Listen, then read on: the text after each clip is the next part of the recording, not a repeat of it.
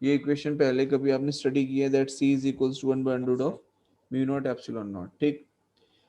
अब यहाँ पर ये जो म्यू नॉट है और ये जो एप्सिलॉन नॉट है, ये क्या रिप्रेजेंट करता है? सबसे पहली चीज तो ये देखिए, तो म्यू नॉट क्या रिप्रेजेंट करेगा, कौन बताएगा? म्यू नॉट क्या रिप्रेजेंट करता है विश्वा? परमिएबिलिटी। परमियाबिलिटी। क्या रिप्रेजेंट करता है? Permeability. Permeability in a free space, right.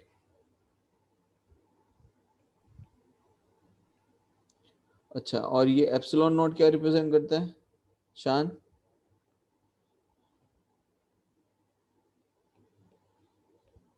Permittivity. क्या रिप्रेजेंट करेगा? Permittivity in a free space.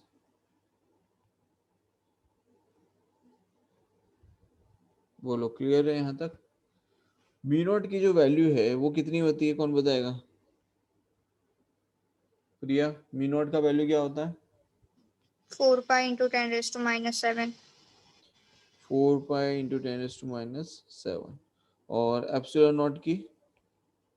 8.85 into 10⁻⁻12। ठीक।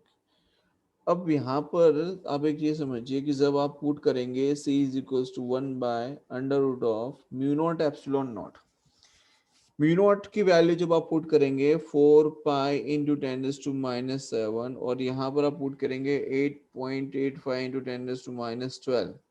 तो जब आप इन वैल्यूज को पुट करेंगे तो finally will get the answer as the speed of light, and the speed of light is 3 × 10⁸ metre per second, ये आएगा। बोलो, क्लियर है? Yes. कोई डाउट? नहीं। दूसरी चीज समझिए कि ये जो स्पीड ऑफ लाइट की हम बात कर रहे हैं, that is 3 × 10⁸ metre per second, that is for vacuum. कहाँ के लिए है वो? वैक्यूम के लिए, फ्री स्पेस के लिए है। लेकिन जब आप स्पीड ऑफ लाइट किसी मीडियम के लिए फाइंड करना चाहेंगे, when the light passes through certain medium, like water ले लें, एयर ले लें, ग्लास, सॉरी, एयर का वन ही रहता है। सो एयर और फ्री स्पेस में ज्यादा कोई वेरिएशन आता नहीं है, it is almost same.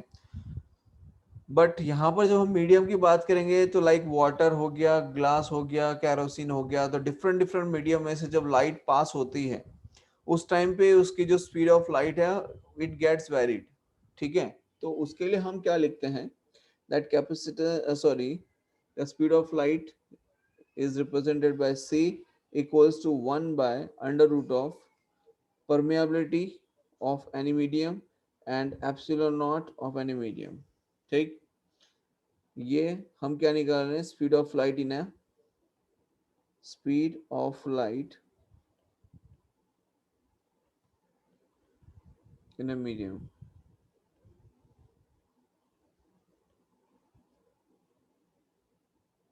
Right.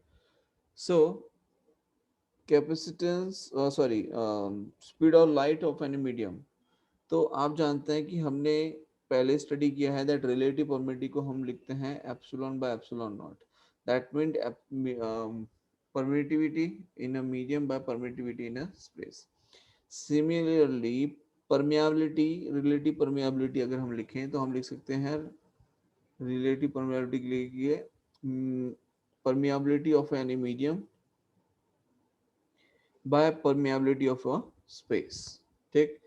तो यहाँ पर हम क्या लिखेंगे, speed of light for any medium के लिए, that 1/√ of permeability of any medium and this permeability of any medium। तो हम यहाँ पर लिख सकते हैं that for any medium is equals to epsilon r into epsilon naught, and permeability of a medium is equals to relative permeability and mu naught, ठीक है। तो हम क्या लिखेंगे यहाँ पे, 1/√ ऑफ एप्सिलॉन आर इंटू, पहले परमेबिलिटी के लिख लेते हैं, mu r into mu naught and this epsilon r into epsilon naught, ठीक है। अब हम यहाँ पे देख सकते हैं कि यहाँ पे क्या हम लिख सकते हैं that mu naught epsilon naught root में, ठीक है, और उसी के साथ में रूट में एक और लिख लेते हैं सेपरेट करके that mu r epsilon r. अब आप जानते हैं that 1 under root of mu naught in epsilon naught, इसे हम क्या लिखते हैं, c लिखते हैं, that is the speed of the light. तो speed of light of any medium equals to c by under root of mu r epsilon r. बोलो clear है यहाँ तक? Yes, sir. तो ये हमें क्या मिल गया, speed of light of any medium equals to c by under root of mu r epsilon r. Mu r epsilon r क्या रिप्रेजेंट करता है, इट रिप्रेजेंट रिलेटिव परमेबिलिटी, ठीक है। अब यहाँ पे ये जो टर्म है बेटा, दिस टर्म इज इंपॉर्टेंट, इसे समझिए। 1/√ऑफ म्यू आर एप्सिलॉन आर, ये जो टर्म है इसी को हम कहते हैं n, इसको हम क्या कहते हैं, n। तो एक स्टेटमेंट ये आता है कि जितने फैक्टर से स्पीड ऑफ लाइट की वैल्यू कम हो जाएगी उसी को हम रिफ्रैक्टिव इंडेक्स n से रिप्रेजेंट करते हैं। कैसे रिप्रेजेंट करते हैं, रिफ्रैक्टिव इंडेक्स n। तो यहाँ पे speed of light in any medium is equals to speed of light in vacuum by refractive index n। बोलो लिख सकते हैं, लिख सकते हैं। तो फ्रॉम दिस एक फॉर्मूला बनता है जो आपने पढ़ा होगा 10th स्टैंडर्ड के अंदर, that n is equals to c by v। पढ़ा था आपने 10th स्टैंडर्ड में ये फॉर्मूला रिफ्रैक्टिव इंडेक्स का? हाँ सर। ये जो फॉर्मूला है this is for the refractive index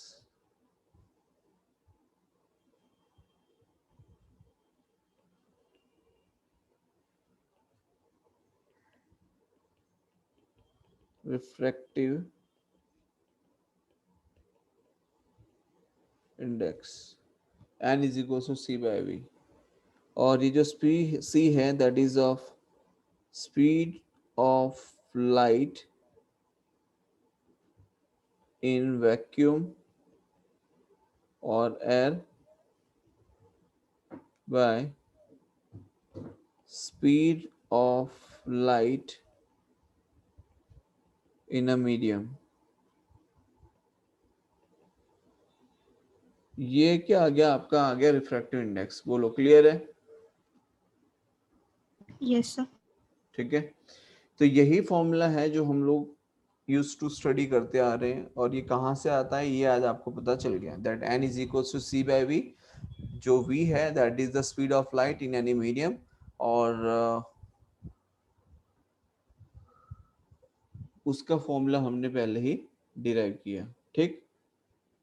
इसलिए क्या कहते हैं कि जितने फैक्टर से स्पीड ऑफ लाइट की वैल्यू कम हो जाती है उसको क्या कहते हैं, रिफ्रैक्टिव इंडेक्स। क्या कहते हैं बेटा? Refractive Refractive index. हम्म, अच्छा अब देखो, अब यहाँ पर अगर मैं लिखूं c1 मतलब speed of light in the first medium is equals to, क्या लिख सकता हूँ, c बाय n1 लिख सकता हूँ, लिख सकते हैं कि नहीं? Yes. हाँ सर। अरे भाई यहाँ पे देखो ये लिखा है speed of light in any medium is equal to c by n। तो मैंने वही लिखा कि speed of light in the first medium is equal to c by n1, लिख सकते हैं। और अगर लिखें c2 that is the speed of light in the second medium के लिए क्या लिखेंगे, speed of light in vacuum by n2। तो अगर यहाँ पर हम इन दोनों का रेशियो लें that c1 by c2 is equals to क्या हो जाएगा, ये हो जाएगा c by N2 by n1 N1।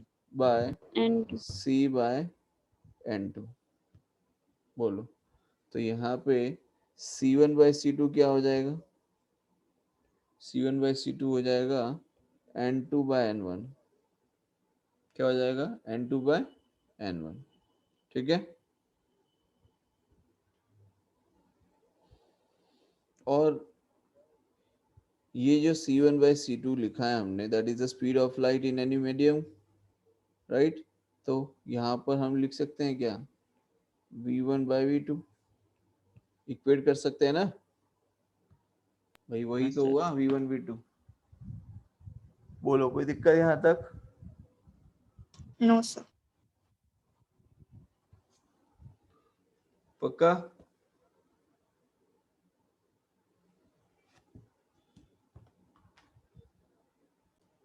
आगे देखिए,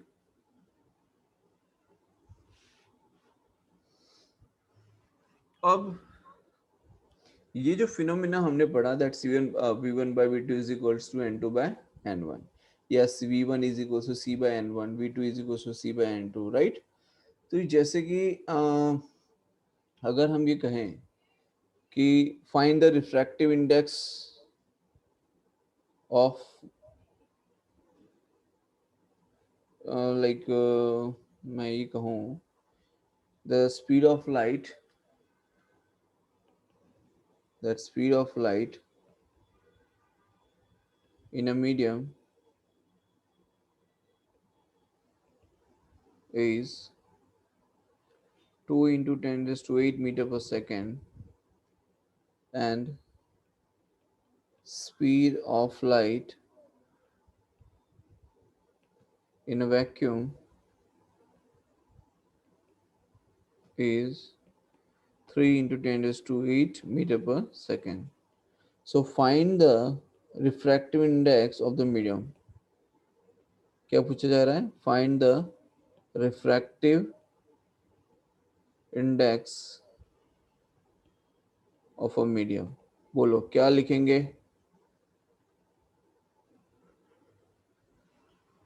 Refractive index equals to C by V. तो लिखेंगे n is equals to c by v, है ना, n is equals to c by v.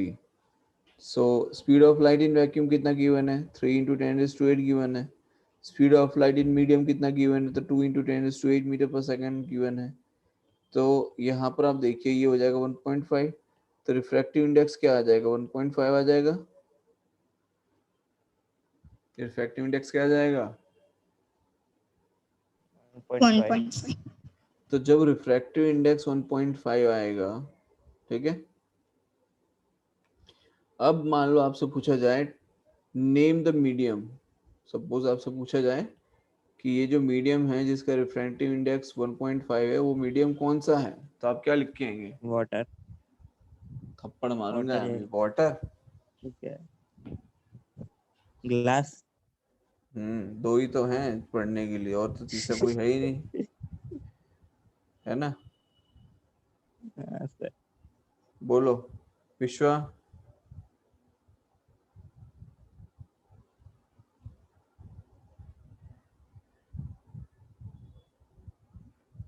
विश्वा सो गई क्या?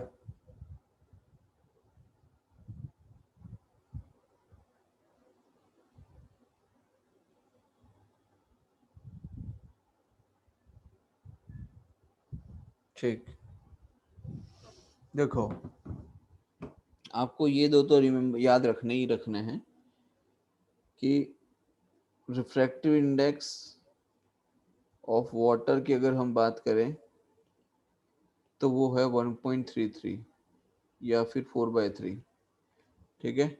और दूसरा है refractive index of glass,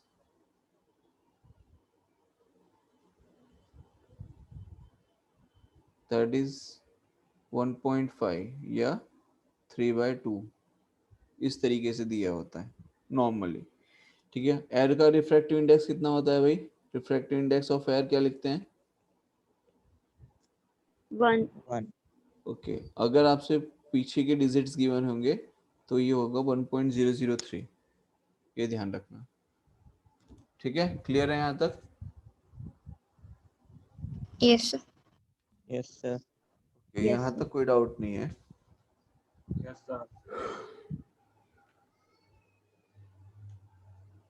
next देखिए,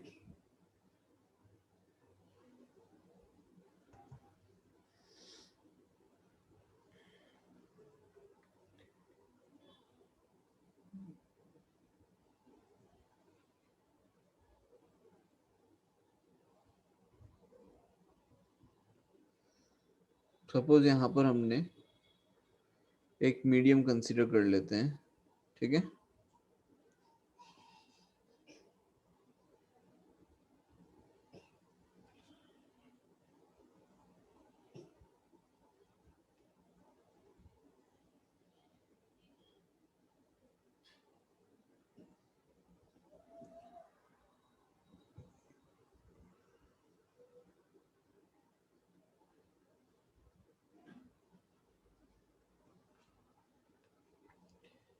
देखिए यहाँ से एक रे है जो कि इंसिडेंट हो रही है,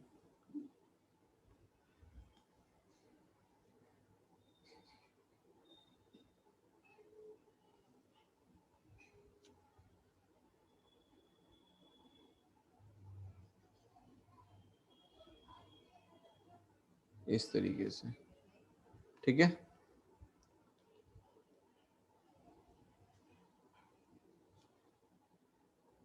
अब आप यहाँ पे एक चीज देखिए कि जब किसी मीडियम पे एक रे फॉल होती है, ठीक है, तो वहां पर दो चीजें होती हैं, एक होता है रिफ्लेक्शन और एक होता है रिफ्रैक्शन। क्या होता है? रिफ्लेक्शन होता है या दूसरा क्या होता है? रिफ्रैक्शन होता है, ठीक है। अगर यहाँ पर हम ये कहें कि भाई रिफ्लेक्शन हो रहा है, क्या कहेंगे अगर कि रिफ्लेक्शन हो रहा है? अगर रिफ्लेक्शन हो रहा है दैट मीन्स हम ये कहेंगे कि पार्शियल रिफ्रैक्शन हो रहा होगा।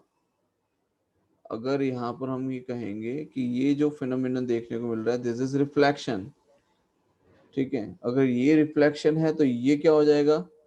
पार्शियल रिफ्रैक्शन हो जाएगा। अगर ये होगा, अगर सिर्फ ये वाला होगा तो इसे क्या कहेंगे? इसे कहेंगे रिफ्रैक्शन, और इसे कहते हैं partial reflection for that particular case,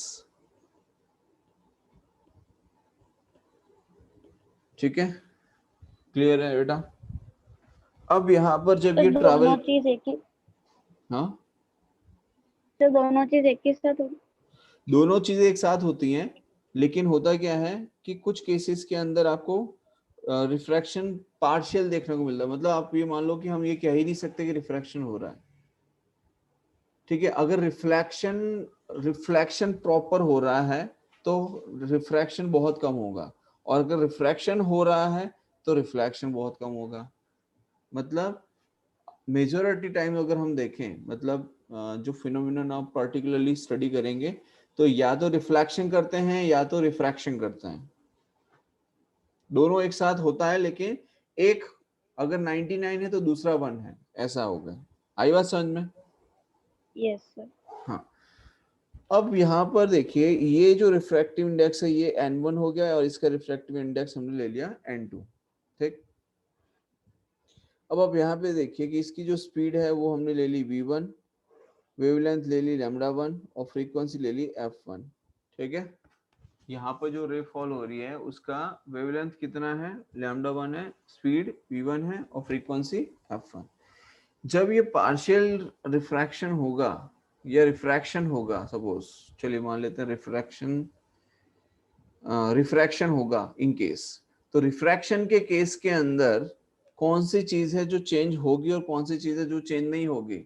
speed, wavelength और फ्रीक्वेंसी में से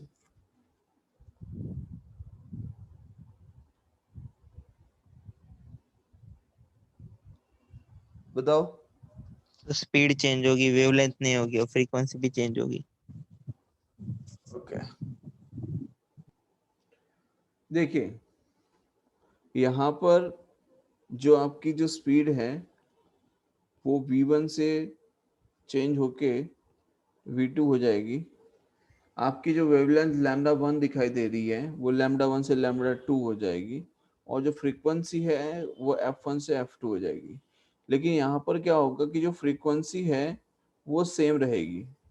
जो फर्स्ट मीडियम में जहां से एंटर कर रही थी वहां पर जितनी फ्रीक्वेंसी थी उतनी ही फ्रीक्वेंसी आपको रिफ्रैक्शन होने के बाद दिखाई देती है। बोलो आई बात समझ में? Yes sir. पक्का? Yes, sir. Yes sir. अब एक और चीज समझिए इसमें, वो ये कि हम यहाँ पे लिखते हैं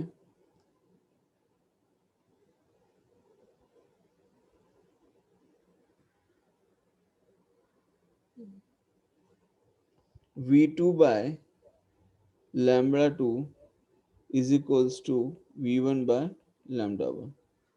बोलो, लिख सकते हैं ना ये? Yes, sir. क्या लिखते हैं? V2 by lambda 2 is equals to V1 by lambda 1। क्यों लिख सकते हैं भाई? क्योंकि हमने, Frequency. हाँ फ्रीक्वेंसी सेम है, F1 is equals to F2 है। जब फ्रीक्वेंसी सेम है तो F1 के लिए हम लिखते हैं V1 by lambda 1 और F2 के लिए लिखते हैं V2 by lambda 2। तो हम लिख सकते हैं V2 by lambda 1 is equals to V1 by lambda 1। तो क्या लिख सकते हैं? that V2 by V1 is equals to lambda 2 by lambda 1। बोलो आई बात समझ में? Yes, sir.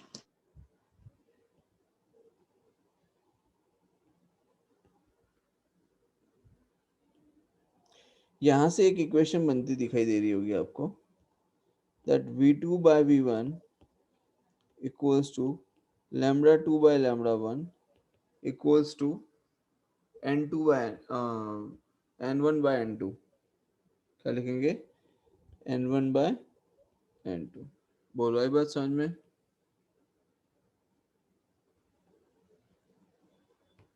यस और no? Yes, sir. Yes sir. ठीक है।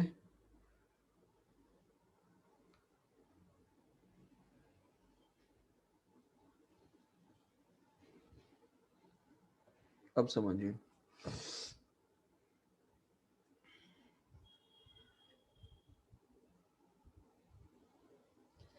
ये जो रे इंसिडेंट हुई इसे कहते हैं इंसिडेंट रे। क्या कहते हैं? Incident ray. और ये जो रे रिफ्लेक्ट होके गई इसे कहते हैं रिफ्लेक्टेड रे। और ये जो रे है जिसका रिफ्रैक्शन हो रहा है इसे कहते हैं रिफ्रैक्टेड रे। बोलो क्लियर है? Yes, sir. ठीक। अब देखिए क्या लिखेंगे?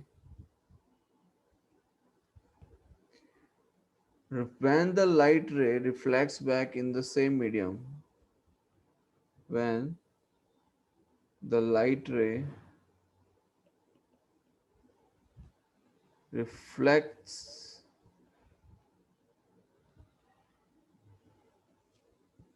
back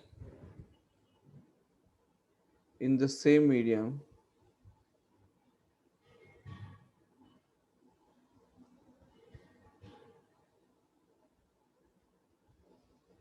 then the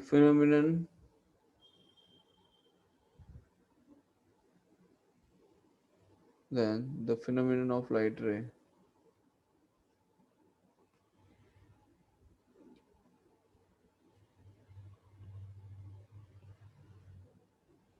is known as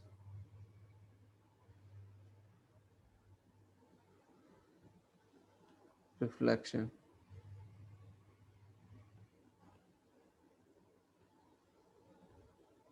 बोलो क्लियर? Yes, sir. यस। ये होता है रिफ्लेक्शन। क्या होता है ये? रिफ्लेक्शन। ठीक है।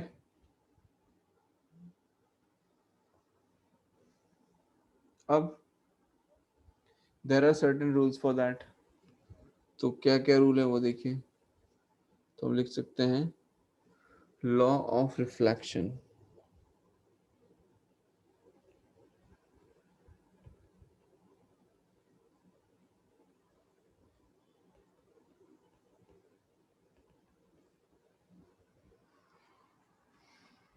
कोई बताएगा लॉ ऑफ रिफ्लेक्शन क्या होता है?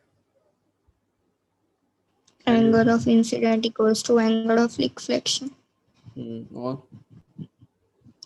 और जितना इंसिडेंट होगा उतना रिफ्लेक्ट होगा।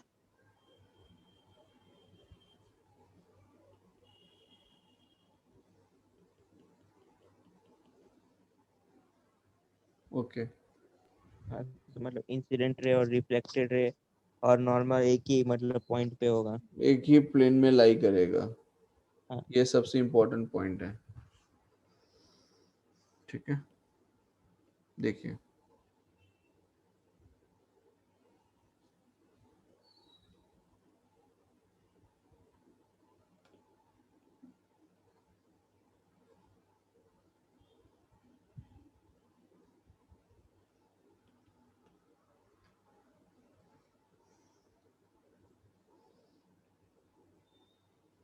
तो ये है आपका इंसिडेंट रे,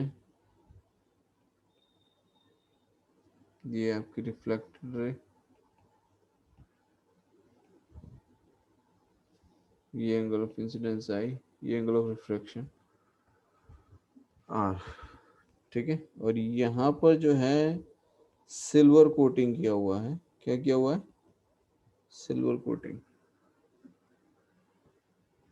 तो इस कंडीशन में क्या होता है कि 99.9% लाइट जो है वो रिफ्लेक्ट हो जाती है।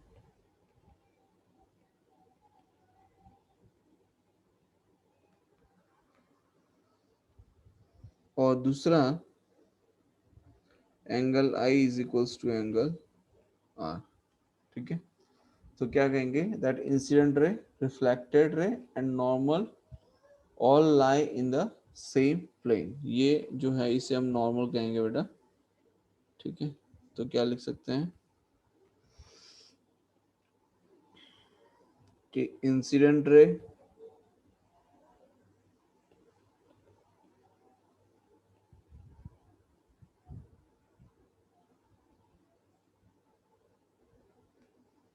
reflected ray and normal all lie in the same plane।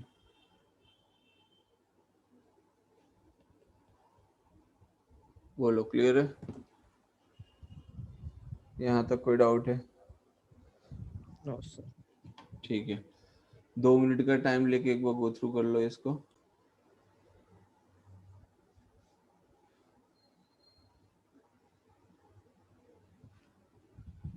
Hello, no sir. यहाँ पर आपको कोऑर्डिनेट्स फाइंड करने के लिए कहा गया है that find x, y such that that रे बिकम्स वर्टिकल आफ्टर रिफ्लेक्शन। तो बोलो क्या करेंगे इसमें सबसे पहले? तो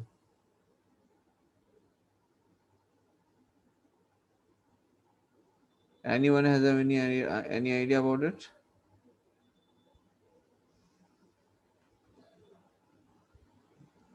ठीक नहीं है। देखो क्या करेंगे कि ये जो रे आ रही है बेटा ये रिफ्लेक्ट होगी। क्या होगी? रिफ्लेक्ट। कितने पे? 90 पे। तो ये रिफ्लेक्ट होके ऐसे चली जाएगी। यस और नो? जाएगी। यस। अब आप यहाँ पे देखो, ये पॉइंट पे आपको कोऑर्डिनेट्स निकालने हैं x, y पे। तो इसको बाइसेक्ट अगर हम करते हैं इस तरीके से, तो ये जो एंगल बन रहा होगा, ये एंगल कितना बन रहा होगा? 45। यस और नो? या फिर मान लो हमें नहीं पता कि कौन सा एंगल बन रहा है, छोड़ो। ठीक है, हमें नहीं पता, पर इतना पता है कि ये रिफ्लेक्ट होके 90 पे जा रही है। ठीक, अब मैंने क्या किया कि ये जो x, y पॉइंट था इससे मैंने एक टेंजेंट बना लिया ऐसे करके। ठीक है, अब ये जब टेंजेंट बना तो इसमें जो एंगल बना, ये एंगल बन गया 45। कितना बन रहा है? 45। तो यहाँ पे आप देख सकते हो कि जो स्लोप है वो स्लोप इज इक्वल्स टू, हम क्या लिख सकते हैं? 1045। क्या लिख सकते हैं? 1045 बन रहा है कि नहीं? यस। और 1045 के लिए हम क्या लिखते हैं? 1 लिखते हैं। तो एक चीज आप समझिए कि यहाँ पर जो बेटा स्लोप लिया है हमने, स्लोप को अगर हम एक्स वाई पे लिखें तो हम dy बाई डी एक्स भी लिख सकते हैं, और उसी को हमने लिखा है tan 45 इज इक्वल्स टू 1, लिखा है कि नहीं? ठीक है। अब Yes. हमें क्या गिवन है? हमें गिवन है that x equals to y square. क्या गिवन है? x equals to y square. अगर मैं डिफरेंशिएशन करूं इसका तो ये क्या हो जाएगा? dx हो जाएगा और वाई स्क्वायर का हो जाएगा 2y dy। होगा कि नहीं? Yes, sir. तो यहाँ पे आप देखिए कि क्या लिख सकते हैं, that dy by dx is equals to 1 by 2y। क्या लिखेंगे? 1 बाय 2y। तो जो dy by dx equals to है वो कितना है? 1 है। तो 1 is equals to 1 by 2y। इसका मतलब y की वैल्यू कितनी हो जाएगी? y की वैल्यू कितनी हो जाएगी? Half. हाँ। और लिखा क्या है? दैट x गिवन क्या है? गिवन है x equals to y square.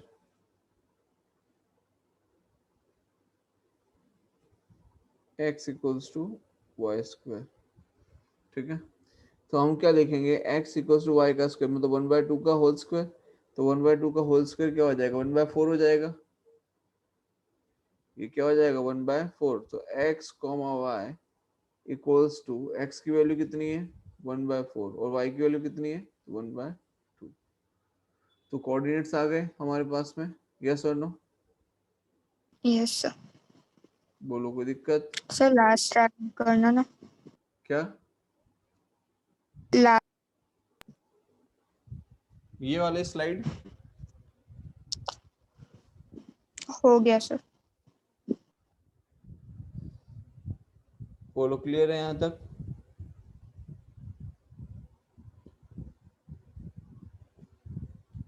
समझ में आया सबको? Yes sir. Yes, Yes. sir. Okay great.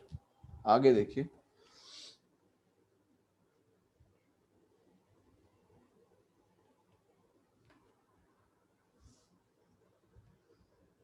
देखिए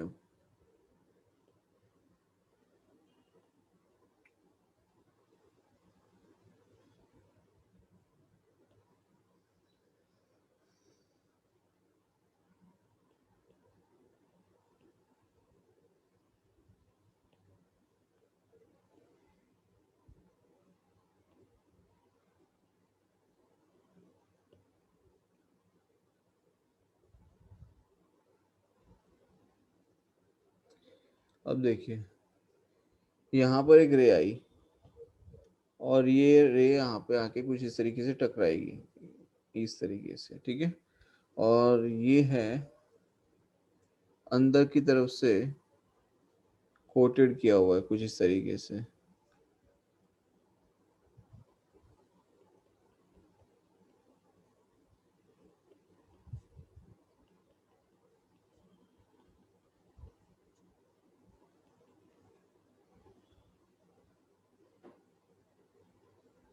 ठीक है। और ये है x कॉमा वाई।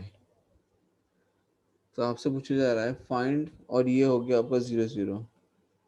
ठीक है। और इसकी जो रेडियस है, ये रेडियस आपको गिवन है r। कितना गिवन है? r।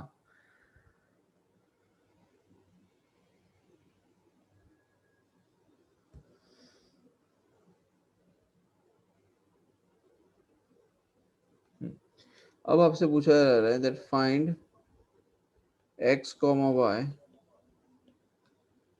if after reflection it becomes vertical।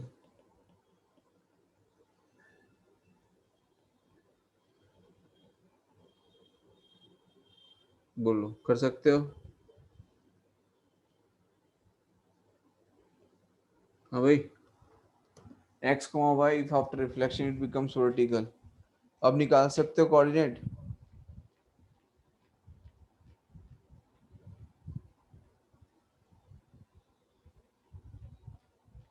Hello,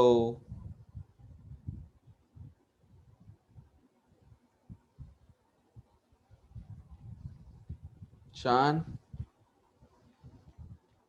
sir x square plus y square equals to sir r square करके निकाले ना। जैसे करके निकालो, निकाल के बताओ मुझे। चलो आप सभी को निकालना है ये, ठीक है, ट्राई करो।